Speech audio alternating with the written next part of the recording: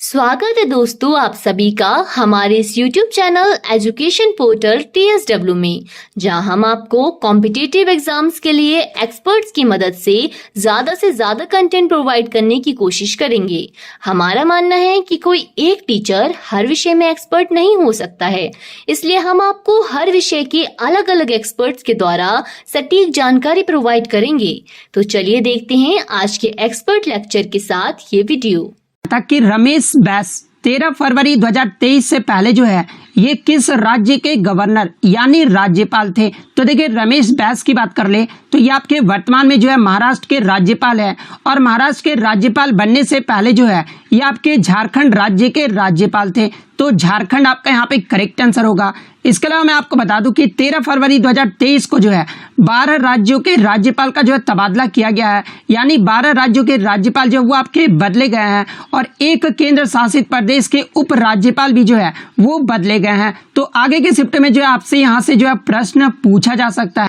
तो देखिए वर्तमान में अरुणाचल प्रदेश के जो आपके नए राज्यपाल हैं ये आपके कैवल्य त्रिविक्रम पटनायक हैं, और इनसे पहले जो आपके अरुणाचल प्रदेश के राज्यपाल थे ये आपके बीडी मिश्रा थे। सिक्किम के वर्तमान राज्यपाल की बात कर ले तो यहाँ के जो वर्तमान राज्यपाल है ये आपके लक्ष्मण प्रसाद आचार्य हैं, और इनसे पहले जो आपके राज्यपाल थे ये आपके गंगा प्रसाद चौरसिया थे।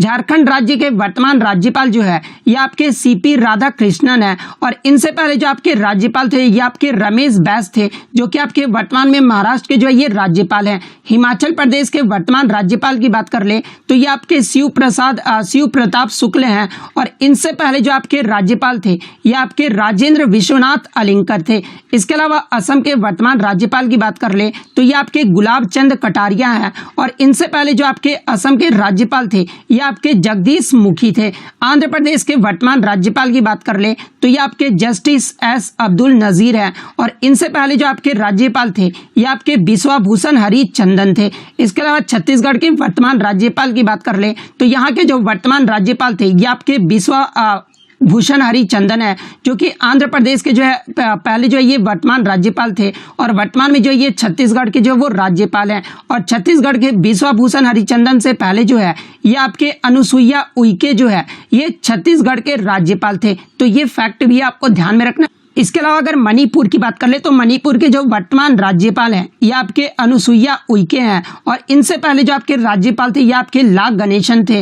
नागालैंड के जो वर्तमान राज्यपाल है ना ये आपके ला गणेशन है। मेघालय के जो वर्तमान राज्यपाल है ये आपके श्री फागू चौहान है, और ये श्री फागू चौहान या जो आपके बिहार इनसे मेघालय से पहले जो है ये बिहार के राज्यपाल थे। बिहार के वर्तमान राज्यपाल की बात कर ले तो ये आपके राजेंद्र विश्वनाथ है। तो ये फैक्ट भी आपको ध्यान में रखना है।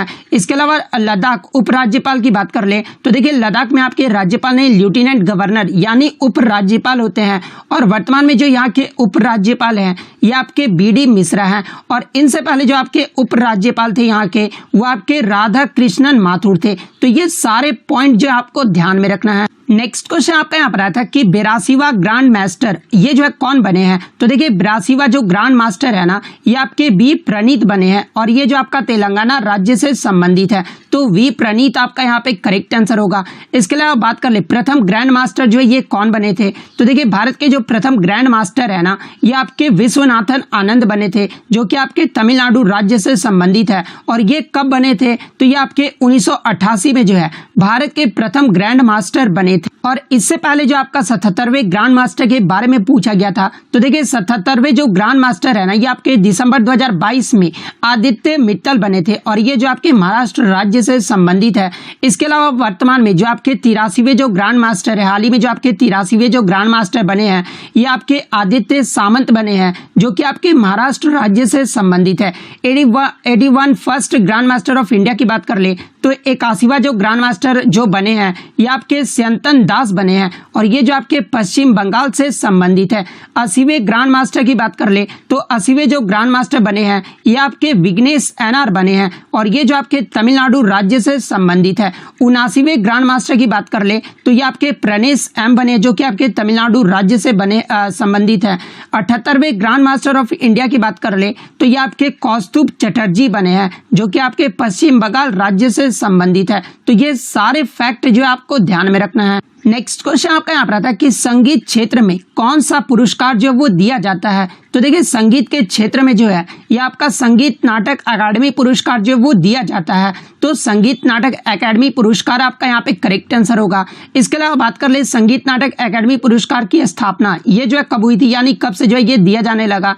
तो ये आपका आई थिंक मेरे अकॉर्डिंग जो है 1952-53 से जो है ये आपका संगीत नाटक अकादमी पुरस्कार की जो है स्थापना जो है वो की गई थी। नेक्स्ट क्वेश्चन आपका यहाँ पर आता है कि किस अनुच्छेद में सांस्कृतिक विरासत की रक्षा के लिए राज्य के दायित्व से संबंधित प्रावधान जो है वो शामिल किए गए हैं। तो देखिए सांस्कृतिक विरासत की रक्षा के लिए राज्य के दायित्व से संबंधित जो आपके प्रावधान है ना ये आपके अनुच्छेद 49 में जो वो शामिल है। तो अनुच्छेद 49 आपका यहाँ पे करेक्ट आंसर होगा। इसके अलावा डीपीएसपी के अन्य अनुच्छेद की बात कर ले जहां से एग्जाम में प्रश्न पूछा जाता है, जैसे कि समान नागरिक संहिता यानी यूनिफॉर्म सिविल कोड, ये जो आपका किस अनुच्छेद में वर्णित है। तो ये आपका अनुच्छेद 44 में वर्णित है। इसके अलावा बच्चों के लिए मुफ्त और अनिवार्य शिक्षा का जो प्रावधान है ना ये आपके अनुच्छेद 45 में वर्णित है। पर्यावरण की सुरक्षा और सुधार तथा वनों और वन्य जीवों की सुरक्षा ये जो आपका अनुच्छेद 48 में वर्णित। तो ये सारे फैक्ट जो आपको ध्यान में रखना है। नेक्स्ट क्वेश्चन आपका यहाँ पर आया था कि मातृत्व राहत प्रदान से यानी मैटरनिटी रिलीफ से जो आपके अनुच्छेद जो है वो पूछे गए थे, यानी मानवीय कार्य स्थितियों को सुनिश्चित करने और मातृत्व राहत प्रदान करने का जो प्रयास है ये किस अनुच्छेद के तहत किया जाएगा। तो देखिए अनुच्छेद 42 के तहत जो है मातृत्व राहत प्रदान करने का जो प्रयास है वो किया जाएगा। देखिए अनुच्छेद 42 में आपका ये कहा गया है कि राज्य काम की उचित और मानवीय परिस्थितियों को सुरक्षित करने और मातृत्व राहत के लिए जो ये प्रावधान जो वो किया जाएगा, यानी मैटरनिटी रिलीफ से संबंधित जो आपका अनुच्छेद है ना ये आपका अनुच्छेद 42 है। तो अनुच्छेद 42 आपका यहाँ पे करेक्ट आंसर होगा। नेक्स्ट क्वेश्चन आपका यहाँ पर आता है कि निम्नलिखित में से कौन 26 जनवरी 2023 को जो है गणतंत्र दिवस समारोह के जो है ये मुख्य अतिथि थे। तो देखिए 2023 का जो गणतंत्र दिवस मनाया गया था ये आपका 74वां गणतंत्र दिवस मनाया गया था और 74वें गणतंत्र दिवस के अवसर पर जो है ये आपके इजिप्ट के राष्ट्रपति अब्दुल फतेह अल सीसी जो है ये मुख्य अतिथि थे।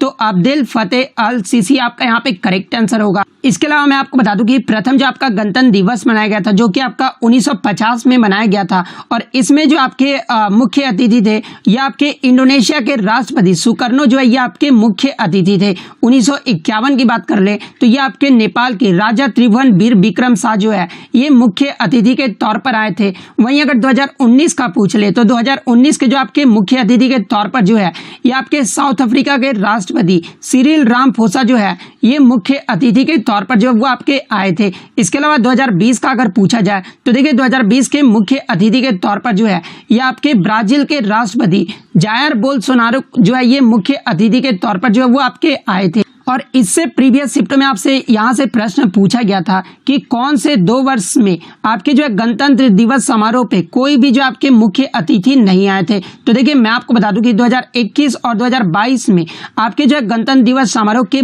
जो है कोई भी आपके विदेश से जो है मुख्य अतिथि नहीं आए थे, क्योंकि कोविड-19 की वजह से जो है किसी को भी जो है वो बुलाया नहीं गया था। तो ये फैक्ट भी आपको ध्यान में रखना है। नेक्स्ट क्वेश्चन आपका यहाँ पर आता है कि जायद फसल ये जो है कब बोई जाती है। तो देखिए जायद फसल की बात कर ले तो ये आपका मार्च और अप्रैल महीने के में जो है इसे बोया जाता है, लेकिन ऑप्शन में जो आपका कुछ और दिया गया था। मतलब ऑप्शन जो है इस प्रकार से दिए गए थे कि रबी फसल के बाद और आपका जो है खरीफ फसल के पहले जो है आपका जायद की फसल जो है वो बोई जाती। इस प्रकार से ऑप्शन जो वो आपका दिया गया था।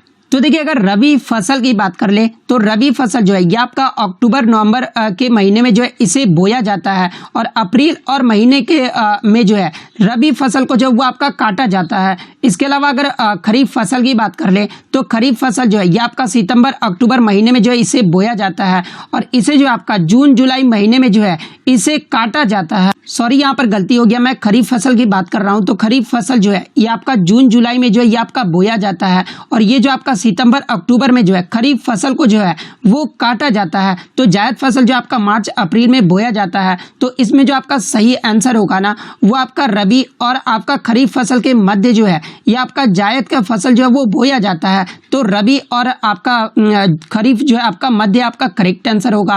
इसके अलावा जायद फसल के अन्य उदाहरण की बात कर ले तो देखिए टड्डा, तरबूज, खरबूजा, खेड़ा, ककड़ी, लौकी, तुरई, बड़ी अरबी, ये सब जो आपके जायद फसल के उदाहरण है। तो ये फैक्ट भी आप ध्यान में रखिएगा। नेक्स्ट क्वेश्चन आपका यहाँ रहा था कि आईसीसी वुमेन इमर्जिंग प्लेयर 2022 ये जो है कौन बनी है। तो देखिए आईसीसी वुमेन्स इमर्जिंग प्लेयर 2022 जो है ये भारत की रेणुका सिंह बनी है। तो रेणुका सिंह आपका यहाँ पे करेक्ट आंसर होगा। वहीं अगर पुरुषों की बात कर ले तो देखिए 2022 में पुरुषों के जो emerging cricketer of the year जो है ना, ये आपके दक्षिण अफ्रीका के तेज गेंदबाज मार्को यानसन को जो है ये emerging cricketer of the year का जो अवार्ड है वो दिया गया है। तो ये फैक्ट भी आपको ध्यान में रखना है। और देखिए इससे प्रीवियस शिफ्ट में आपसे पूछा गया था कि आईसीसी मेंस T20 पुरुष में क्रिकेटर ऑफ द ईयर ये जो है किसे चुना गया है। तो देखिए ICC men's T20 cricketer of the year 2022 का जो है ये आपके भारत के बल्लेबाज सूर्य कुमार यादव को जो है वो चुना गया था। तो ये फैक्ट भी आपको ध्यान में रखना है। इसके अलावा आईसीसी 2022 का क्रिकेटर ऑफ द ईयर अगर पूछा जाए तो ये आपके पाकिस्तान के बल्लेबाज बाबर आजम को चुना गया है। और 2022 के ICC one day cricketer of the year भी अगर पूछा जाए तो ये भी आपका जो है बाबर आजम को चुना गया था। तो इतने पॉइंट जो आप ध्यान में रखिएगा। नेक्स्ट क्वेश्चन आपका यहाँ पर आता है कि 2011 की जनगणना के अनुसार भारत का जो है मृत्यु दर जो है वो क्या रहा था।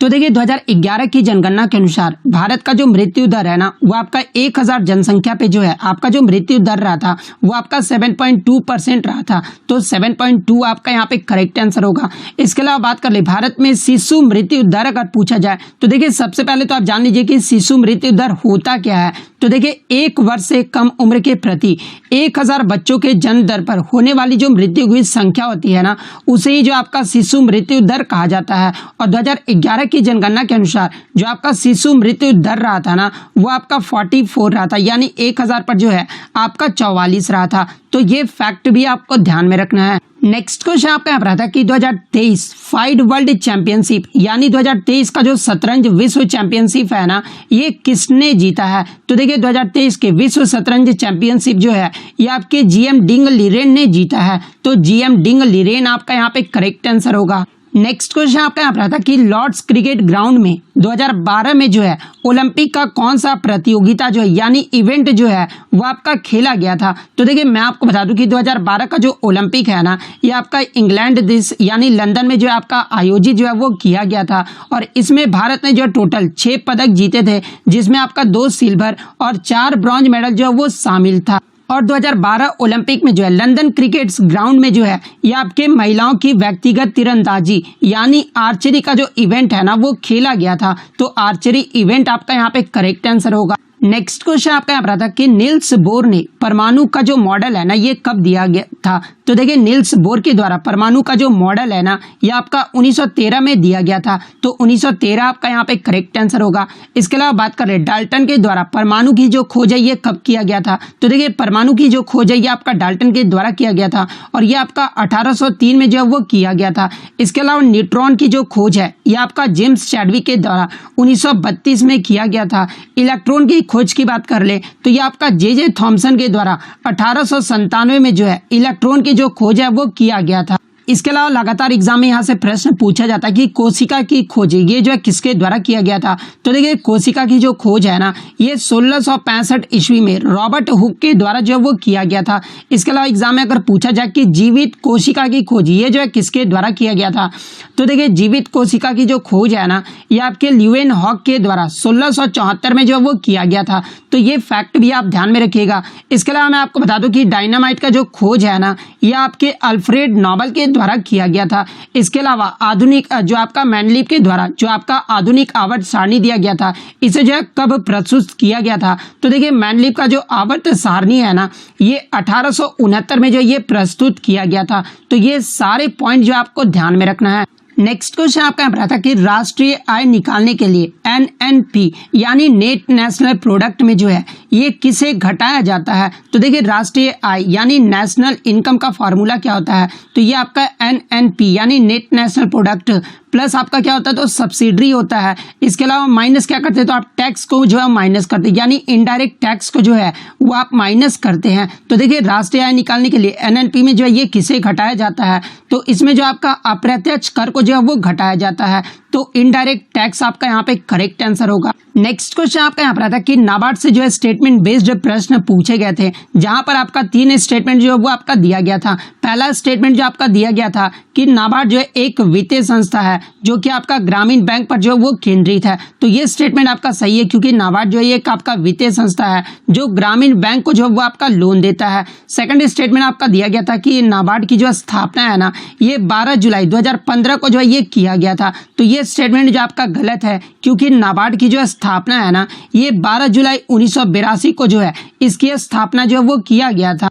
थर्ड स्टेटमेंट आपका दिया गया था कि नाबार्ड ने जो है SHG को डिजिटल बनाने की पहल जो है वो शुरू की है। तो देखिए मैं आपको बता दूं कि नाबार्ड ने देश में सभी SHG यानी स्वयं सहायता समूह के डिजिटलीकरण करने के लिए जो है एक परियोजना ई शक्ति जो है वो शुरू किया गया है। तो ये भी स्टेटमेंट आपका जो है वो सही दिया गया है। तो ऑप्शन में A और C करके जरूर दिया गया होगा, तो A और C आपका यहाँ पे करेक्ट आंसर होगा। तो इतने प्रश्न जो है आज मुझे बच्चों के द्वारा मिले जो कि 100% रियल और ऑथेंटिक हैं। तो अगर वीडियो अच्छी लगी हो तो वीडियो को जो है लाइक जरूर कर दीजिएगा, और इसी तरह रियल एनालिसिस पाने के लिए जो है चैनल को सब्सक्राइब जरूर कर दीजिएगा। तो मिलते हैं नेक्स्ट वीडियो देखने के लिए थैंक यू दोस्तों। हम फिर मिलेंगे इसी एजुकेशन पोर्टल TSW चैनल पर एक नए टॉपिक के साथ। लाइक, शेयर एंड सब्सक्राइब करना ना भूलें। धन्यवाद।